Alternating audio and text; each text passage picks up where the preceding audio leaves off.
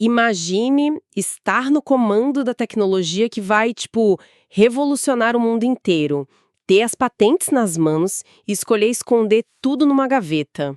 Tudo porque o seu produto antigo dá mais dinheiro, né? Exatamente, foi exatamente isso que a Kodak fez. Olá, que nos ouve e boas-vindas a mais uma análise imersiva. Muito bom estar aqui de novo. E olha, a nossa missão de hoje é agir como verdadeiros investigadores. Nós temos em mãos um dossiê riquíssimo, que é a transcrição exata do Primecast 495. Um material de peso, com certeza. Uma entrevista monumental com Jairo Rosengate, que é o atual CEO da Logitech no Brasil e no México. E a nossa ideia é esmiuçar mais de 2 décadas de experiência corporativa, todas aquelas falências brutais e as lições de vida que estão contidas nesse documento. Isso aí, o objetivo é que a nossa audiência absorva 100% de todo esse valor estratégico, sem precisar, assistir a todo o material original. Poupar o tempo de quem nos ouve, mas entregando o ouro. E a premissa fundamental que o convidado Jairo estabelece logo de cara, e que dita o tom de toda a conversa, é muito interessante. Ah, qual seria? Ele defende que o sucesso de um grande executivo quase nunca nasce de uma linha reta ascendente. Nossa, verdade. Nunca é uma reta. Pois é, o sucesso dele é forjado através de fracassos absurdos e, principalmente, de uma compreensão muito profunda e dolorosa sobre como não fazer as coisas. Certo, vamos desempacotar isso porque a jornada dele é fascinante. Mas assim, antes de entender como alguém lidera uma multinacional hoje, o apresentador original do programa foi muito hábil em resgatar de onde essa pessoa vem. Sim, ele puxou um lado passado. Exato. A conversa transita para as raízes da família do Jairo, e é uma baita história de sobrevivência. Na transcrição, o convidado relata a saga do próprio bisavô, que fugiu da perseguição na região entre a Romênia e a Rússia lá em 1910. Imagina o desespero dessa época. Total. Ele pegou um navio cargueiro, chegou ao Porto de Santos sem falar uma única palavra de português e, ao invés de apenas focar na própria sobrevivência, ele fundou uma cooperativa. Para ajudar os outros imigrantes, né? Isso, para ajudar outros que chegavam na mesma situação de desespero que ele. E o que eu acho mais brilhante nesse ponto do documento é o detalhe que o convidado traz sobre quem passou por essa cooperativa. Ah, essa parte é incrível. É surreal. O bisavô dele abrigou um homem que sabia fazer doces e cedeu a cozinha de casa para ele trabalhar. E esse homem era o Sr. David. Nada menos que o fundador da Copenhagen. Exatamente, o fundador da Copenhagen. Então, o legado que se forma aqui não é sobre criar um império financeiro de imediato. É sobre a mentalidade de pavimentar o caminho para os outros. O instinto de ajudar a estabelecer o próximo molda inevitavelmente a visão de mundo e o DNA de um líder. Sem dúvida alguma. E olha, essa base forte da família logo seria testada na prática. O próprio convidado conta que a sua carreira começou na Gillette. Lá ele migrou do marketing para as finanças. E depois ele foi levado por uma líder brilhante para a Kodak. E aí que a gente entra na grande ironia da história. Pois é. E aqui que o material fonte traz aquele choque de realidade que a gente mencionou lá no início da nossa análise. Pensa na Kodak no início dos anos 2000. Eles eram donos do mundo, basicamente. Sim. Ela dominava absolutamente o mercado de filmes fotográficos, a área médica, tinha milhares de lojas espalhadas pelo Brasil. Ouvindo isso no relato dele, a imagem que me vem à cabeça é tipo de alguém construindo uma mansão de luxo maravilhosa. Mas em cima de uma falha tectônica. Perfeito, em cima de uma falha tectônica. A casa é linda, mas o chão vai se abrir a qualquer momento. É a analogia perfeita, porque a fundação estava secretamente ruindo por dentro. Na transcrição original, o Jairo, que na época era um executivo de 20 e poucos anos responsável justamente pela nascente operação digital da Kodak no Brasil, ele cravou uma frase. Uma daquelas frases de ouro. Uma frase de ouro mesmo, que revela os bastidores. Vou ler exatamente como ele falou. Abre aspas. Ela segurou, pouca gente sabe, que ela desenvolveu, ela tinha patentes do negócio do digital, da fotografia digital, só que ela segurou porque o tradicional dava tanto dinheiro, era tão lucrativo, que ela resolveu segurar ao invés de sair na frente e apostar. Fecha aspas. Cara, me explica como isso acontece na prática. Como é que uma corporação gigantesca, que estava, sabe, cheia das mentes mais brilhantes do mercado, escolhe ativamente ignorar o futuro que ela mesma inventou nos próprios laboratórios? É contraintuitivo. Desafia a lógica. Desafia a lógica de longo prazo, mas obedece perfeitamente à lógica do curto prazo. É o que a gente chama no meio corporativo de dilema da inovação. O dilema da inovação? Isso. Quando a margem de lucro de um produto tradicional, como o filme fotográfico que exigia toda aquela revelação química, é muito, muito estratosférica, a estrutura corporativa entra em modo de defesa. Ah, eles não querem matar a galinha dos ovos de ouro. Exato. Eles resistem a canibalizar esse lucro imediato com uma tecnologia nova que, pelo menos no início, dava muito menos dinheiro. O próprio Jairo relatou no programa que, mesmo liderando a área digital que representava o futuro, ele era obrigado a participar de reuniões semanais de demissão e corte de gastos. Que loucura! Tudo porque a empresa como um todo havia entrado em colapso. Então o sucesso de ontem criou um ponto cego fatal para a sobrevivência de amanhã. E assim, essa lição gigante sobre como não fazer serve de ponte para a próxima fase: os fracassos no empreendedorismo pessoal do próprio Jairo. O documento nos leva a um verdadeiro MBA prático do fracasso. Literalmente. O apresentador original levantou a bola perguntando sobre os altos e baixos. E o convidado contou a história da Interzone. Aquele jogo de futebol. Isso. A ideia era revolucionária para a época. Era tipo uma espécie de Second Life, só que focada em futebol. O jogador começava na favela virtual e virava um superstar jogando partidas online de 11 contra 11. E olha isso, eles chegaram a assinar um contrato com o Pelé para ser o garoto propaganda. Uau! Só que aí os advogados entraram em cena, né? Sempre os advogados. E descobriram que o Pelé, na verdade, não tinha os direitos de uso do próprio nome para aquele escopo digital. Tá brincando? É verdade, já haviam sido vendidos para uma empresa americana. Foi uma frustração brutal que está minuciosamente documentada na conversa original. Caramba, e a rápida mudança de rota da equipe foi assinar com outro gigante, o Romário. O baixinho. Ele mesmo. Mas aí a história atinge um ápice de tensão cinematográfico. O cenário que ele relata no vídeo é o ano de 2008. O mundo estava no meio da crise financeira global, a quebra do banco Lehman Brothers. Nossa, época terrível. O convidado conta que o CEO americano da Interzone ligou para ele e deu a pior notícia possível. O dinheiro tinha acabado.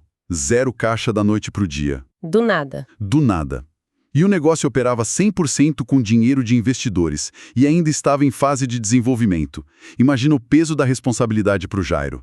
Ele, como executivo, tinha convencido dezenas de pessoas brilhantes a saírem de empresas seguras como a IBM, pessoas com famílias que tinham se mudado de cidade. E de repente não havia um centavo para pagar os salários no fim do mês? 0. Abrindo aspas aqui. Eu acabei quebrando 3 vezes. E é real, né? Você aprende muito. Um MBA de crise na prática. É uma escola dura. Muito dura. Mas olha, o que me deixou absolutamente perplexa foi a forma como ele lidou com a situação específica do Romário. Ah, essa história é fantástica. Porque assim, faltavam 3 parcelas milionárias do pagamento dos direitos do jogador. Aí ele fez contato com o braço direito do Romário, que era um sujeito enorme de 2 metros de altura, apelidado de Piloto, e pediu para ser avisado quando o craque estivesse, tipo, num dia bom. Aquela sondagem básica. Pois é. Aí ele zoa o Rio de Janeiro com o plano. Mas espera, pausa aí. Como assim?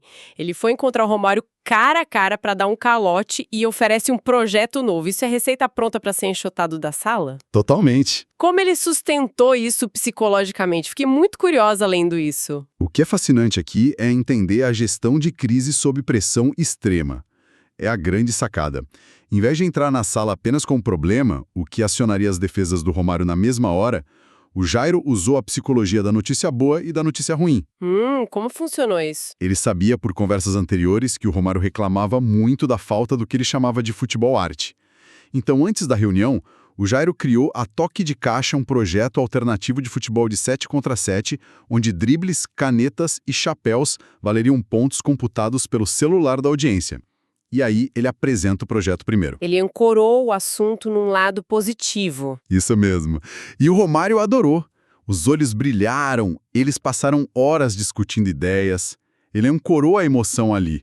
E só depois de estabelecer essa parceria criativa é que ele solta a bomba. E qual foi a bomba? A empresa quebrou. Ele disse exatamente isso. A empresa quebrou e não tenho como te pagar as 3 parcelas. Mas percebe, a pílula amarga já estava adoçada com uma nova perspectiva de futuro. Cara, é fascinante. O que fica de lição para quem precisa navegar por uma crise não é só lidar com a escala de um Lehman Brothers, mas é um mecanismo do pivô, sabe? Exato, de virar a chave. Sim, quando os recursos secam, seja um investimento milionário na empresa ou o orçamento do mês lá de casa, a reação instintiva da maioria é congelar. Ele fez o oposto.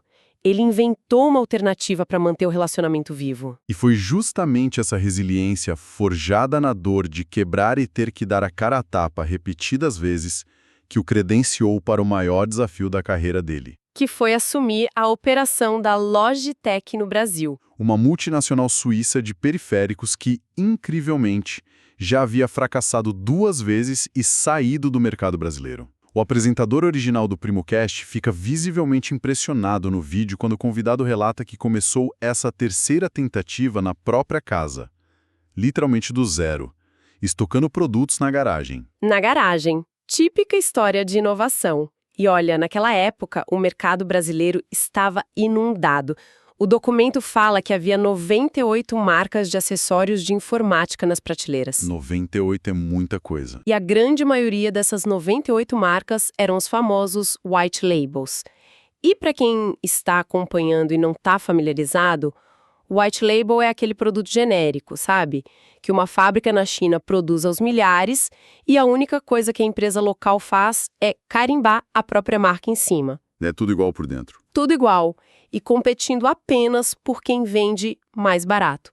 Como é que se quebra um ciclo desses? A tese estratégica que o Jairo usou, e que foi muito bem documentada na entrevista, ataca exatamente a psicologia do consumidor.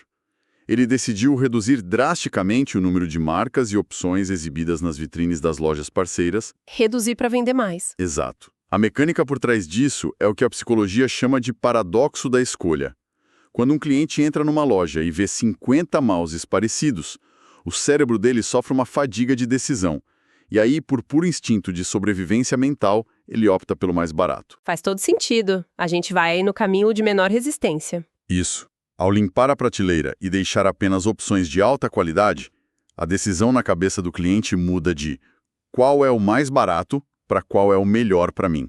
O plano do Jairo era transformar mouses e teclados, que eram itens até então banalizados, em objetos sexy e de alto valor agregado. E ele até menciona uma campanha sensacional para materializar esse valor. Eles calcularam que um mouse de quem trabalha em escritório chega a percorrer 42 quilômetros na mesa ao longo de um ano. Uma maratona. Uma maratona literal que a sua mão faz ali no dia a dia.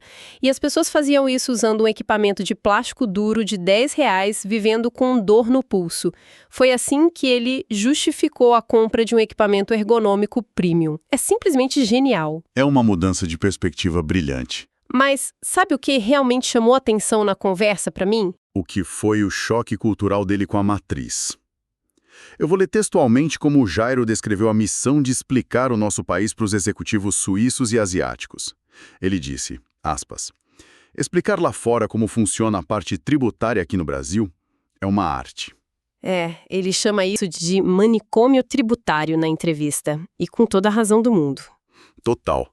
Ele conta a história de uma vice-presidente financeira japonesa, da empresa, uma mente matemática brilhante, que simplesmente se recusava a acreditar na explicação dele. Ela achava que ele estava mentindo. Quase isso. Porque no Brasil existe o famoso imposto em cascata. Trocando em miúdos para quem nos ouve, é pagar um imposto sobre um valor que já tem outro imposto embutido, vindo da etapa anterior da cadeia. Uma loucura. E para piorar a situação, a regra muda se a mercadoria cruza a fronteira de São Paulo para Minas Gerais. Ou se entra pelo Porto de Santos ao invés de Santa Catarina. Insano! E a executiva japonesa achava que havia um erro na planilha dele, porque a lógica matemática global não comporta essa insanidade nossa. E isso acaba levantando um debate profundo entre os apresentadores originais.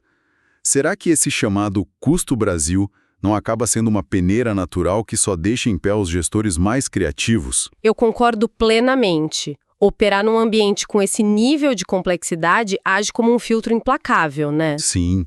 Modelos de negócios lineares e gestores inflexíveis são engolidos vivos. Essa selva burocrática força a criação de executivos altamente adaptáveis. O próprio Jairo ressalta que um bom profissional formado no caos corporativo brasileiro consegue operar em qualquer lugar do mundo com facilidade. É um treinamento de guerra.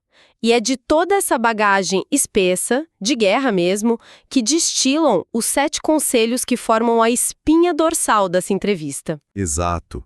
Toda essa jornada que a gente mapeou até aqui pavimenta o caminho para os 7 conselhos do CEO. E quem está nos acompanhando precisa saber que a gente não vai apenas listar esses tópicos rapidinho como num sumário de livro, sabe? Não, de jeito nenhum. Nós vamos investigar a engenharia por trás de cada um deles.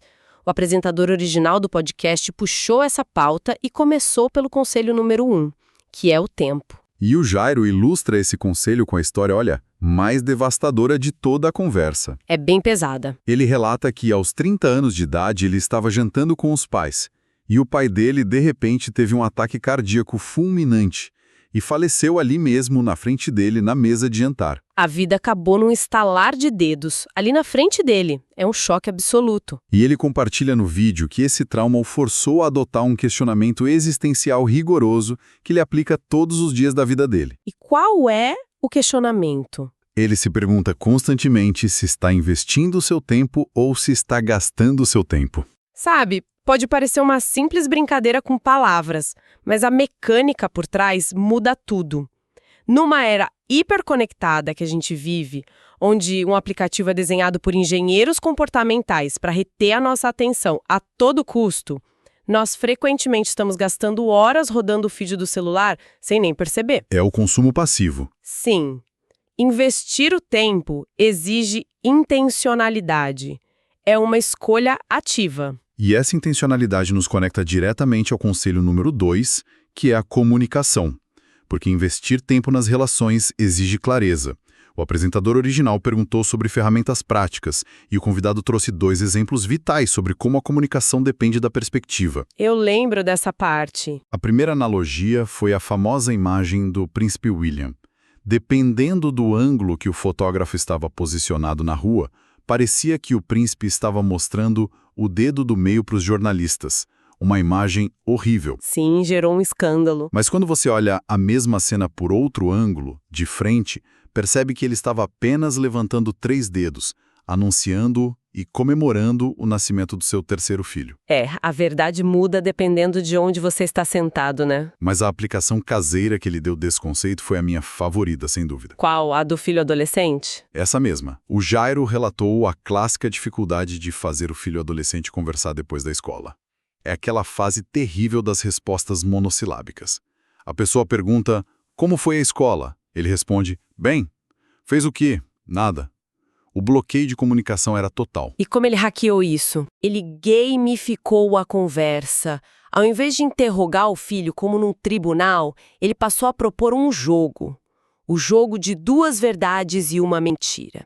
E ele fazia isso sobre o seu próprio dia de trabalho como CEO. E a psicologia explica que ela desmonta os mecanismos de defesa. Ao transformar o relato do dia num enigma, ele forçava o filho adolescente a prestar atenção ativamente, sabe, para descobrir a mentira. O cérebro do garoto engajava no desafio sem perceber que estava conversando. E, pelas regras do jogo, o filho depois tinha que fazer a mesma coisa sobre o seu dia na escola. Ele desarmou completamente a apatia adolescente só mudando o formato da comunicação. Brilhante. Muito inteligente. E aplicando essa mesma clareza ao mundo dos negócios, a gente entra no conselho número 3, que é o básico bem feito. O apresentador original tocou nesse ponto e o convidado cravou uma referência de ouro a Steve Jobs. Ele disse, aspas, o simples é muito mais difícil do que o complexo. É a pura verdade. É um mal das empresas modernas, né? Sem dúvida. O convidado argumenta que a grande maioria das startups não falha porque a tecnologia não funciona. Elas falham porque tentam criar inovações mirabolantes e complexas. A transcrição até brinca sobre as empresas quererem mandar alguém para a Lua o tempo todo. Enquanto isso, elas ignoram a base enfadonha da operação. Aquelas coisas chatas do dia a dia. Exato. Coisas fundamentais como manter a vitrine limpa, garantir que o preço no site seja exatamente o mesmo da loja física, ou dar um treinamento básico de cordialidade aos vendedores. A obsessão pelo revolucionário cega as empresas porque é funcional. É a tentação de querer instalar o teto solar numa casa onde a porta da frente sequer fecha direito, sabe? É uma ótima forma de ver.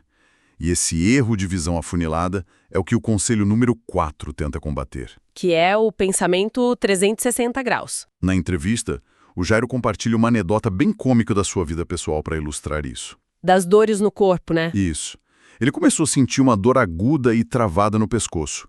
Aí o primeiro médico avaliou e mandou tratar o pescoço. Fez fisioterapia e não melhorou nada. O segundo médico olhou com um pouco mais de calma e disse que a culpa era de um ombro desnivelado. Tratou o ombro, mas a dor continua firme e forte. Caramba! O terceiro médico diagnosticou com um quadril torto, que repuxava o ombro, que travava o pescoço. Até que, finalmente, um especialista decidiu dar um passo para trás e olhar a máquina inteira, os 360 graus do corpo. E qual foi a descoberta no final das contas? Ele tinha uma perna mais curta que a outra. O paciente tinha uma perna ligeiramente mais curta.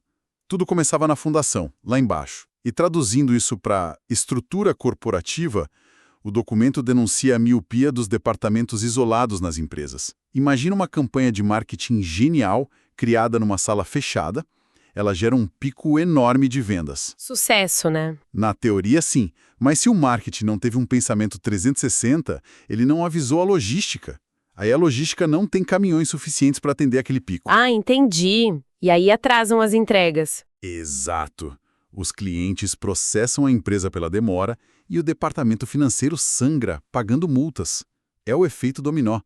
Uma empresa não é um conjunto de caixas isoladas. É um organismo onde tudo está conectado pela mesma coluna cervical. Mas repare numa coisa que achei interessante. Existe uma hierarquia nesses conselhos. Se esses 4 primeiros que a gente falou, que são tempo, comunicação, o básico e visão 360, servem para arrumar a casa e estancar as dores, os 3 conselhos finais são sobre dar o salto para a excelência. Eles mudam de patamar.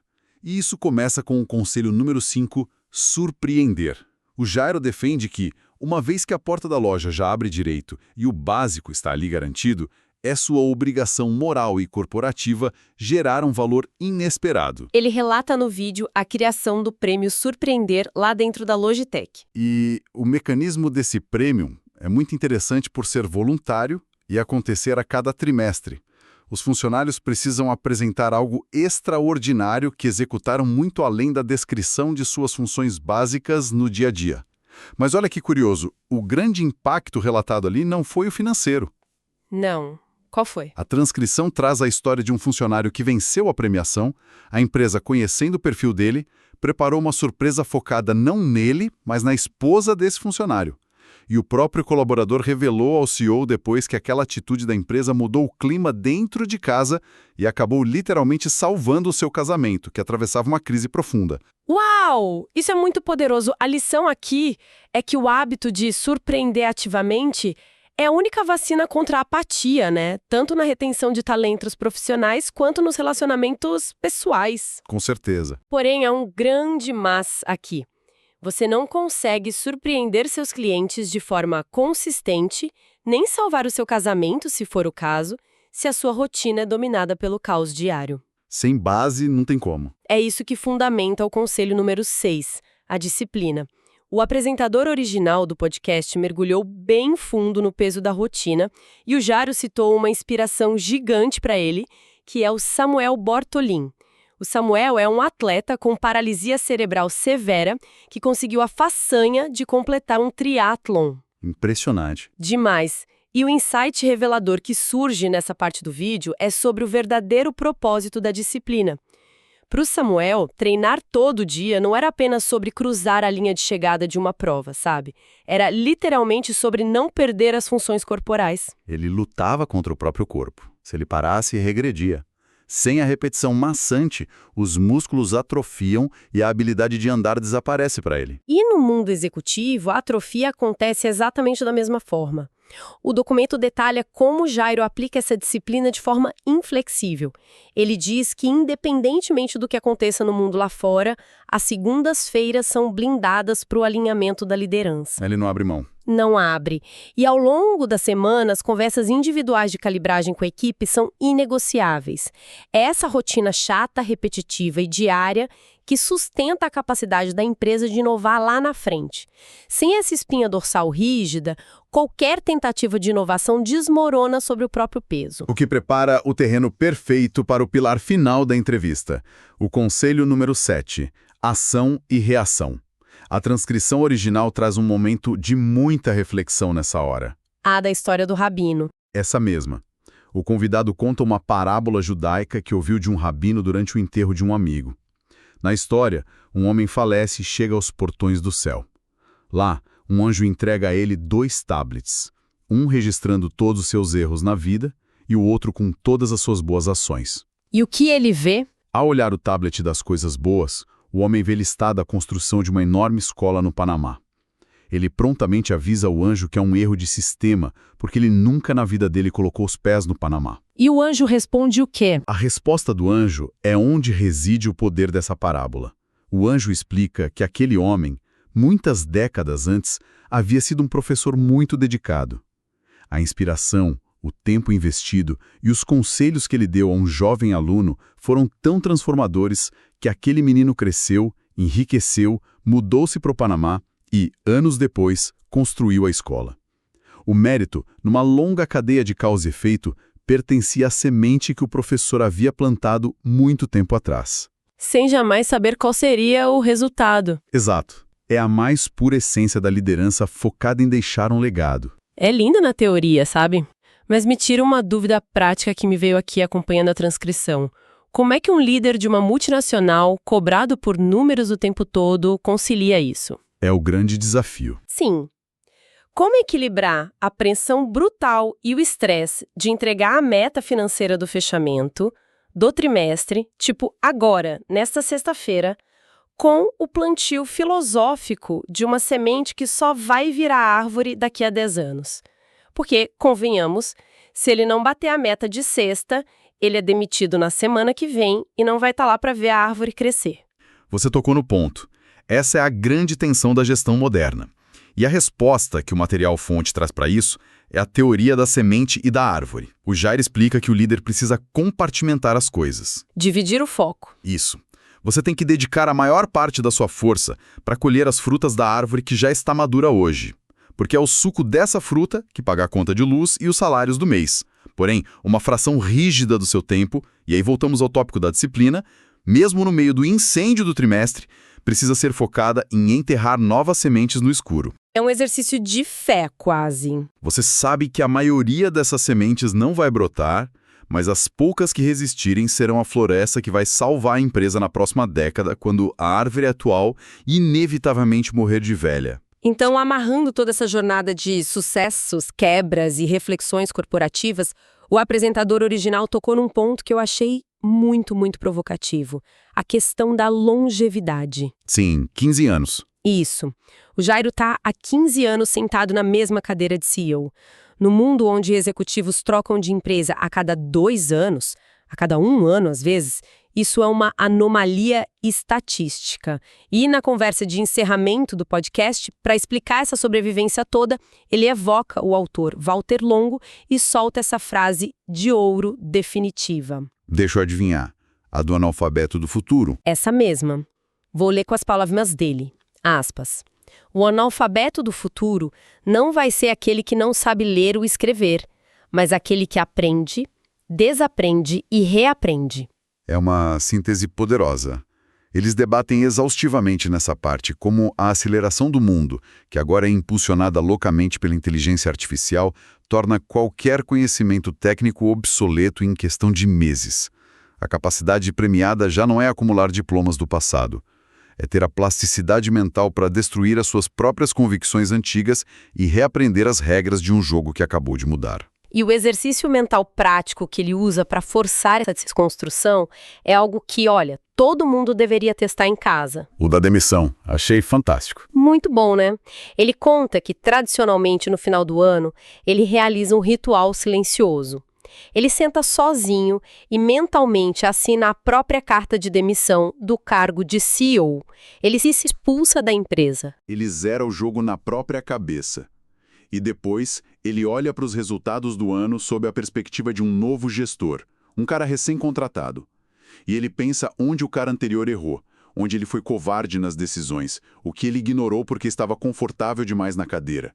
E no dia seguinte a esse exercício, ele se recontrata. Ele assume a cadeira de novo, mas com a fúria e o distanciamento de quem precisa arrumar a bagunça que herdou de si mesmo. Analisando o comportamento humano, esse exercício é um antídoto contra um viés cognitivo perigosíssimo, né? A falácia do custo recuperável e a defesa ferrenha do status quo. Exatamente. O nosso cérebro odeia admitir que uma estratégia que nos custou muito suor está errada. Ao se demitir mentalmente, ele corta o cordão emocional com as próprias ideias velhas. Ele se liberta para julgar o negócio friamente. É a disciplina da renovação forçada. Olha que baita ferramenta estratégica. E, para coroar essa nossa investigação de hoje e deixar um pensamento final ecoando na cabeça de quem nos ouve, eu quero extrapolar um pouco os conselhos que destrinchamos aqui. Manda bala. Fica a reflexão para a nossa audiência. Se nós aplicarmos rigorosamente o pensamento 360 graus à nossa rotina a partir de hoje, qual seria a nossa perna mais curta? Sabe? Qual é aquele desalinhamento básico lá na fundação das nossas vidas que estamos fingindo não ver, mas que está causando aquela dor crônica no pescoço, que está travando o nosso crescimento profissional ou desgastando a nossa paz dentro de casa? É o tipo de pergunta que exige uma análise muito corajosa e muito honesta diante do espelho. Daquelas para levar para o travesseiro e não conseguir dormir tão cedo, viu? Sem dúvida. Fica aqui o nosso muito obrigada à nossa audiência pela companhia atenta em mais este mergulho profundo. Esperamos que essa investigação minuciosa tenha trazido toda a clareza e o valor que nós prometemos lá no início. Continuem questionando o básico. Até a nossa próxima análise imersiva.